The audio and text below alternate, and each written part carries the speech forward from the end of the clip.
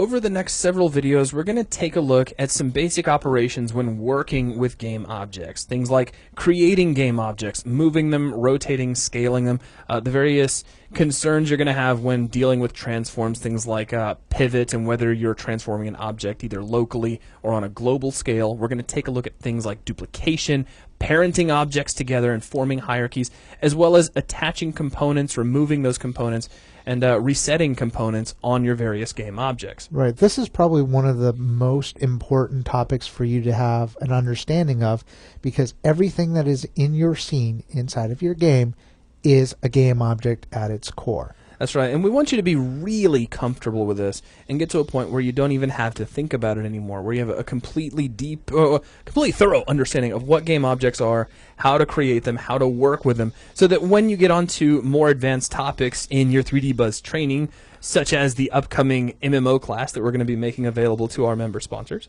then you're right at home and you don't have to think about that sort of thing. We tell you to create a game object with a script controller on it, and you're already done by the time we get it out of our mouth. So, without any further ado, we're going to jump on to the next video where we will take a look at some of the ways in which you can create game objects. But that's going to wrap things up for this video. Thanks a lot.